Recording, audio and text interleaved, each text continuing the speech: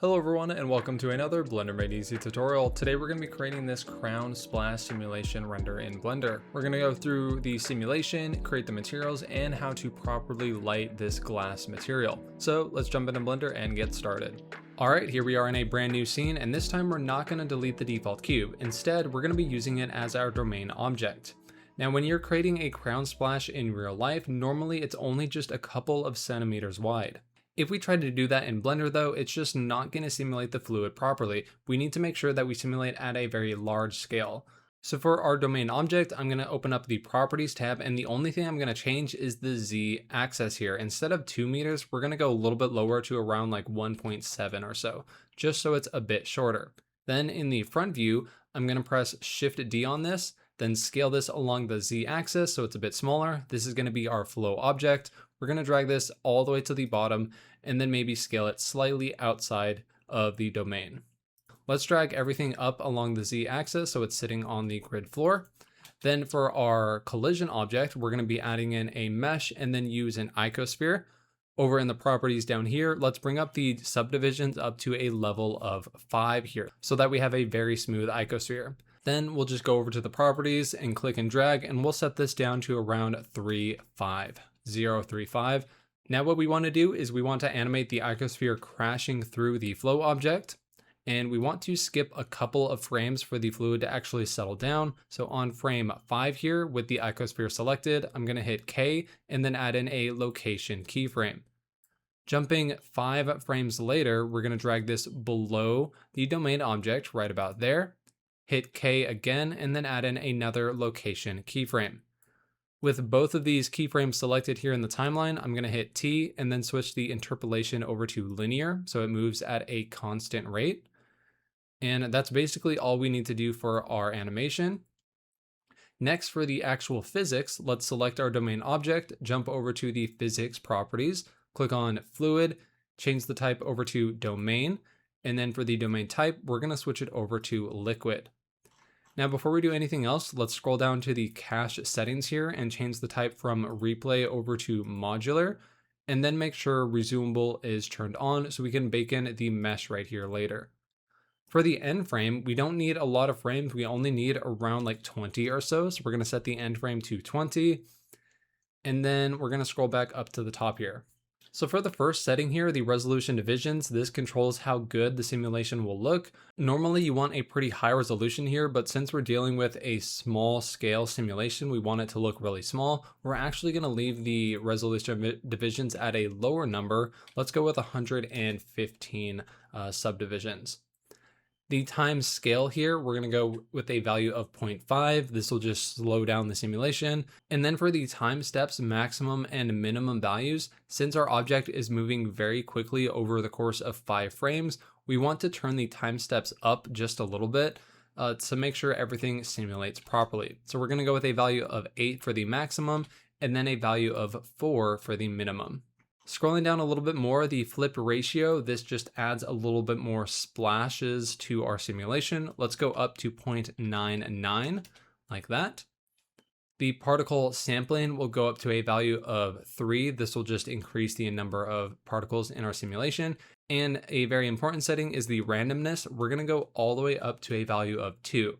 This is just going to give our particles a more natural look when the collision actually happens.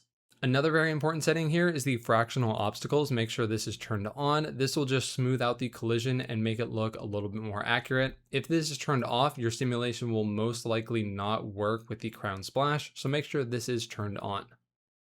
Next, we're going to open up the mesh tab right here, and this controls all of these settings for the actual mesh that will be applied to the particles once we bake it in. The upres factor, we're going to leave at 2. The particle radius, though, we're going to go up to a value of 3. Like I mentioned earlier with the low resolution here, we want to make sure this looks like a very small scale simulation. So having the particle radius, which is basically the mesh around each particle, having that slightly bigger will make it look like it's a small scale simulation.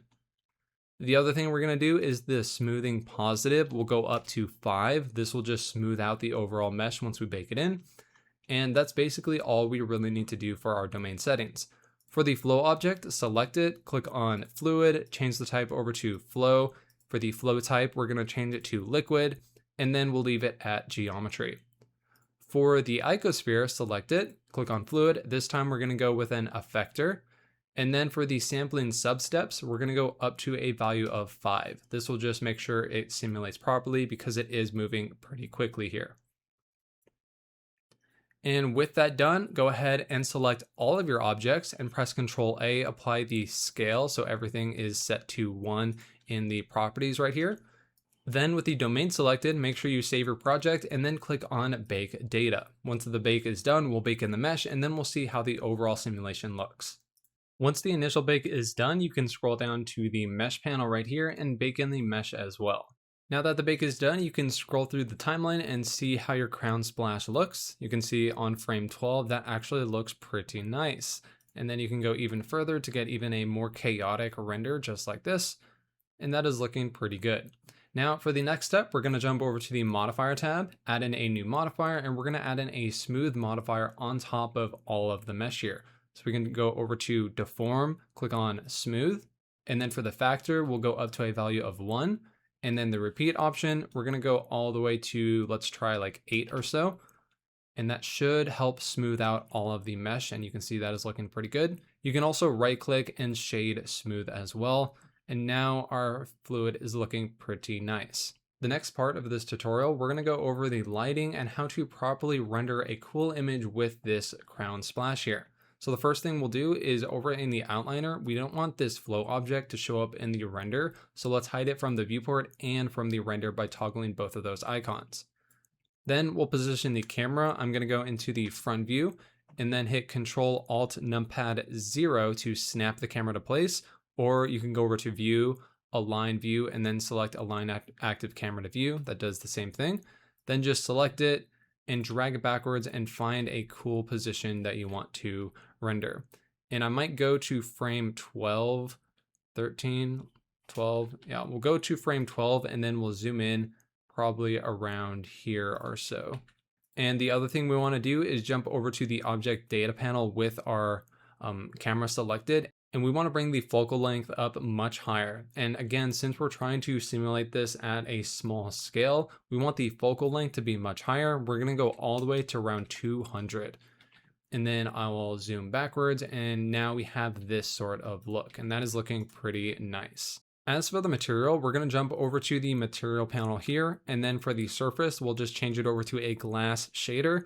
The roughness go down to 0, and then the IOR, which is index of refraction, we're going to go up to 1.333 since that is the IOR of water. The other thing I want to do is over in the render engine, we're going to switch over to cycles just because the glass renders a lot better in cycles and it'll just look overall nicer with the correct glass shader. So now let's jump into the camera view once again and see what this looks like. And we can't see anything. There's barely anything visible because it's a glass shader and there's nothing to reflect. So first off, let's add in a background. I'm going to press Shift A, go over to mesh and then add in a plane. We'll rotate this plane 90 degrees and then drag it backwards about 7 or so meters. We'll just type in 7 and then we'll scale this up pretty big. So we have this backdrop just like that. And now if we go into the render view, now we can actually see something a little bit more. You can see this is starting to look better, but we can really improve the look of this whole scene by just doing a couple of things. First off, for the background, I want this to be black. So we'll create a new material, set the base color much lower to around, not fully black, but somewhere around there. And then the roughness, I'm going to go all the way up to 1. So there will be barely any reflection.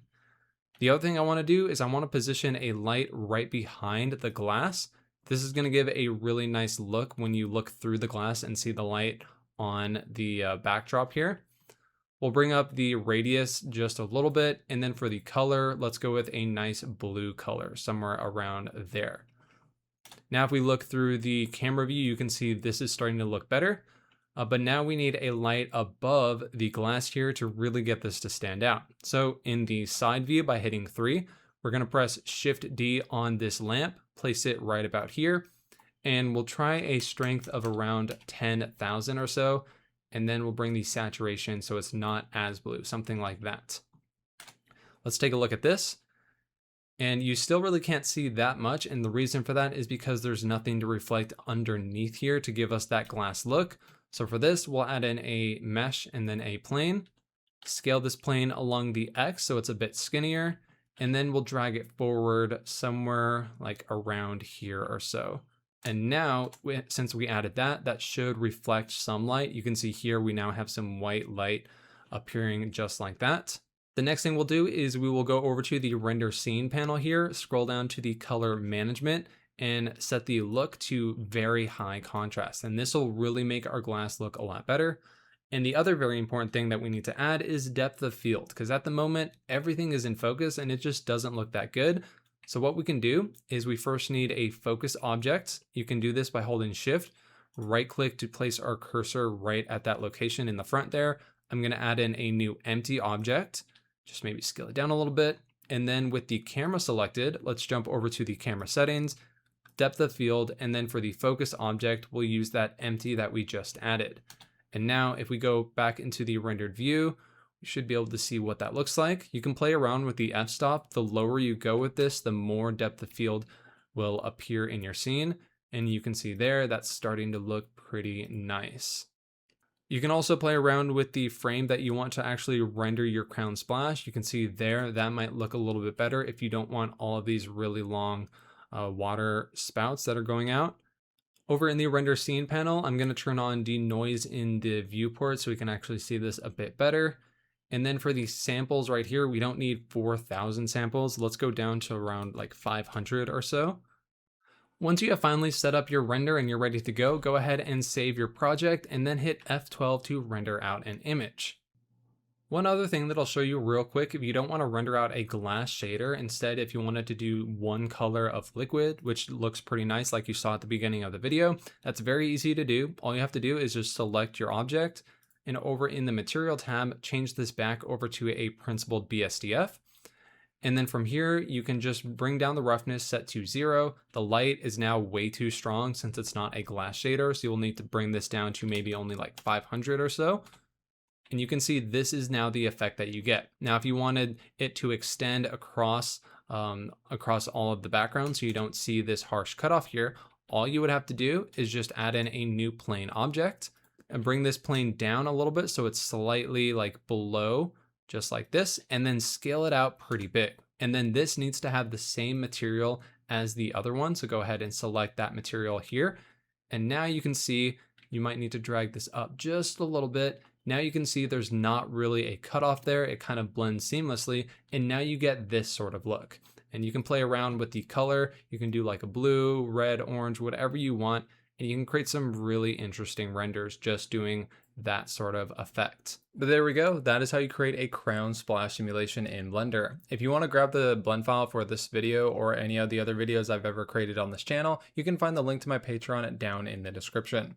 And if you have other ideas for tutorials you'd like to see in the future, let me know in the comments down below. Thanks again for watching, and I'll see you guys in the next one.